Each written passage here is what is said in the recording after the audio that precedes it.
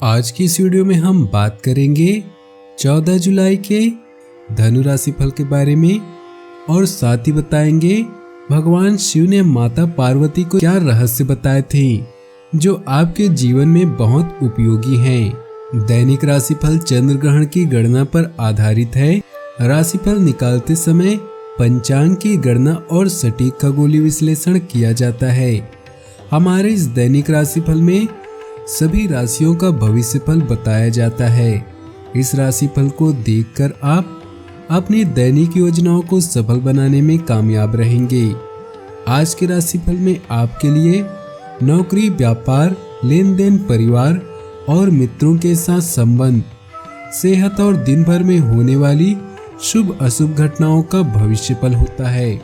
शुरुआत करते हैं आज के पंचांग से। 14 जुलाई 2020 दिन मंगलवार, श्रावण मास के कृष्ण पक्ष के नवमी तिथि रात्रि 8:24 तक रहेगी। उसके पश्चात दसवीं तिथि आरंभ हो जाएगी। अश्विनी नक्षत्र दोपहर 2:07 तक रहेगी। उसके पश्चात भरणी नक्षत्र आरंभ हो जाएगी।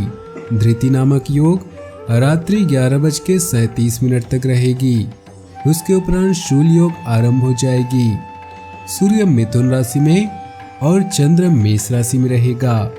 आज का अभिजीत मुहूर्त अर्थात किसी भी महत्वपूर्ण कार्य को आरंभ करने का शुभ समय सुबह 11:59 से दोपहर 12:55 तक रहेगा।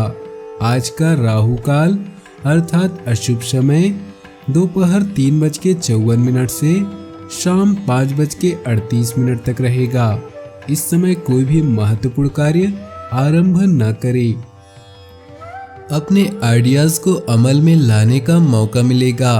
पॉलिटिक्स में रुचि बढ़ेगी। किसी खास शख्स के कारण शाम के समय थोड़ी जेब ढीली हो सकती है, लेकिन हर बार पैसे का फायदा नुकसान देखने की बजाय रिश्तों की मजबूती को देखना ज्यादा फायदेमंद होता है। भाग्य 79% साथ है। आज के दिन आपका मन प्रसन्नता से भरा रहेगा। रोजगार में कोई शुभ समाचार प्राप्त हो सकता है। किसी बहुप्रतीक्षित सौदे के पूर्ण होने से लाभ होगा। व्यापारिक वर्ग के लिए यह समय नई योजनाओं को मूर्त रूप देने के लिए उत्तम है। आप अपने सभी अधूरे पड़े कार्यों को सफलतापूर्वक संपन्न करेंगे। किसी महिला मित्र से सहयोग प्राप्त होगा। मित्रों के सहयोग से कुछ संपर्क स्थापित होंगे। छात्रों को अवरोध से मुक्ति मिलेगी। अभी आप पैसों को लेकर चिंतित हो सकते हैं। लेन देन में होने वाली देरी से बचने के लिए सावधानी से खर्च करें। परिवार के साथ संगीत या भोजन जैसी साधारण खुशी शेयर करें। परेशानी के समय में एक शिक्षक या सलाहकार के साथ रहें। आत्मनिरीक्षण के लिए आज का दिन उपयुक्त है और यह मुख्य मुद्दों पर ध्यान देने और परिवार व गतिशील दुनिया के बीच में संतुलन बनाने से संभव होगा। अपने स्वास्थ्य पर ध्यान दें और आराम करें। बुरे लोगों के विचारों को अपने मन में जगह मत दें।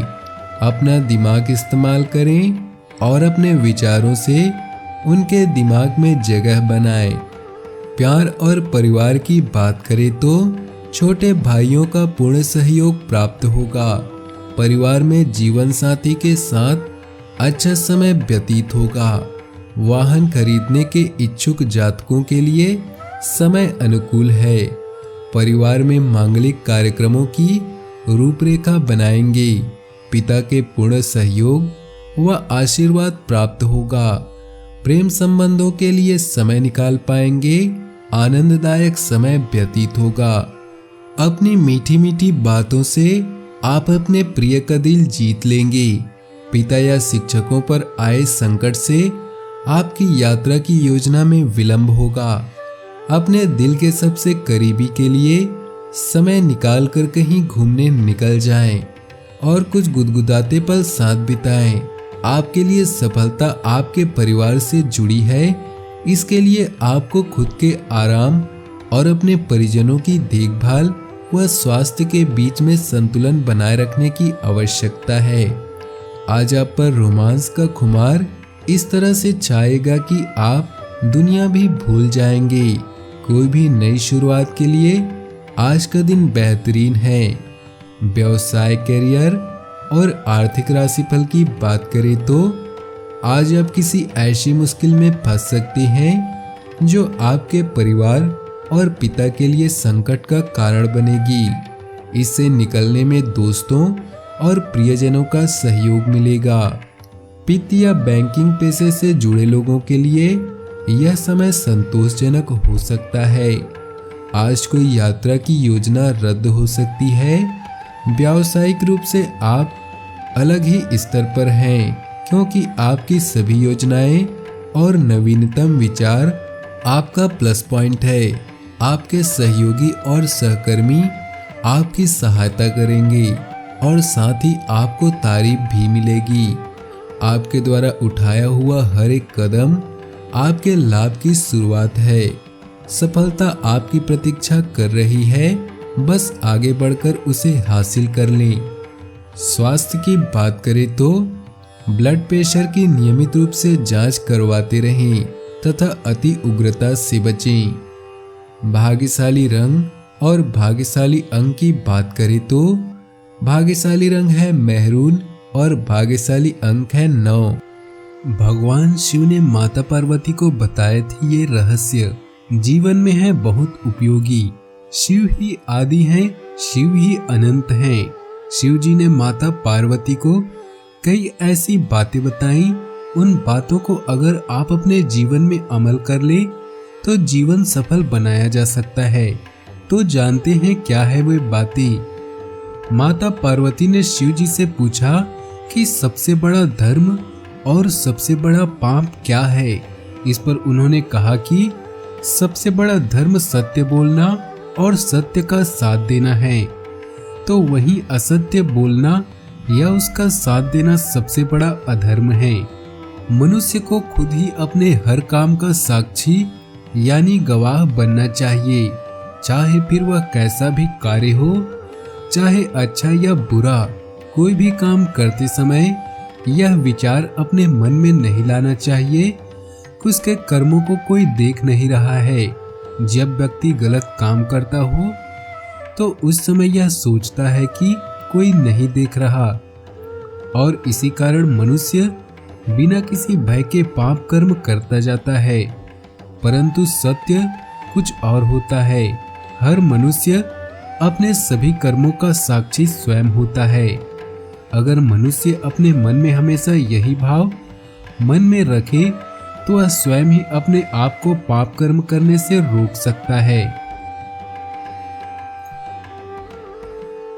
किसी भी मनुष्य को मन, वाणी और कर्म से पाप करने की इच्छा नहीं करनी चाहिए, क्योंकि मनुष्य जैसा कर्म करता है उसे वैसा ही फल भोगना पड़ता है।